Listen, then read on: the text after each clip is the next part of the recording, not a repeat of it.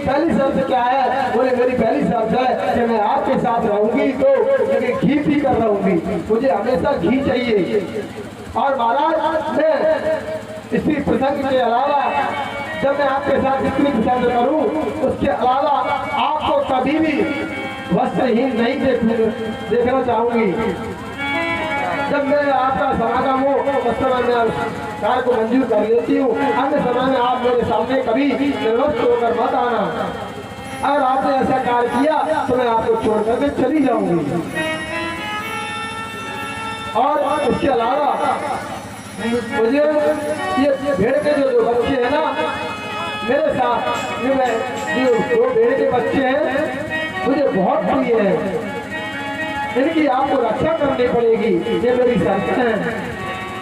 यदि इनमें से एक भी शर्त टूट गई तो मैं उसी दिन आपको छोड़कर चली जाऊंगी। पुराने सज्जनों और वर्षी की बात को मान करके उससे विवाह कर दिया। कई वर्षों तक बिहार करते रहे दोनों लोग। इस समय क्या हुआ पृथ्वी के द्वारा उर्वशी के गर्भ से आयु, शतायु, सत्यायु, विजय और जय 6 पुत्र हुए सज्जनों।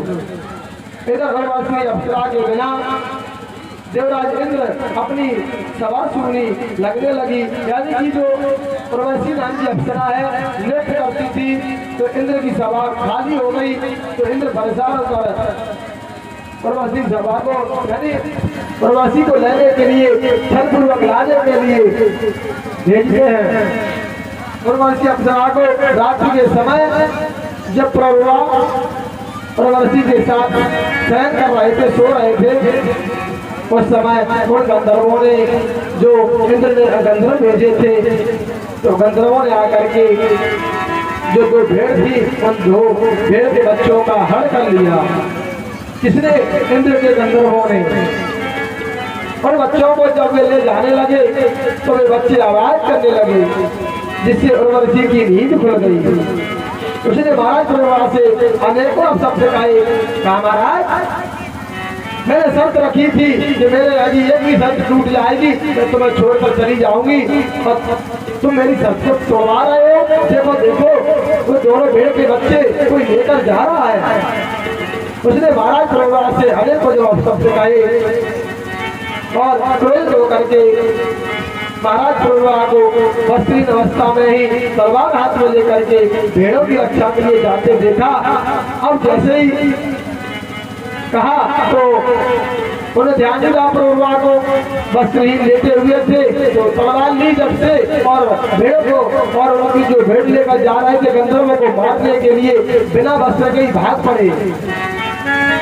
अब गंधर्व आगे भाग रहे हैं, पीछे ये भाग रहे हैं।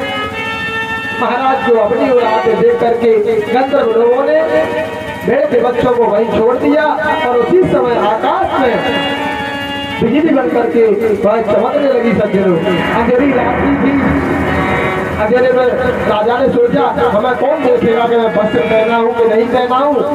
ऐसी बात पड़े और उसी समय प्रकृति की देन से बिजली चमकती है जोर से, तो बिजली चमकने से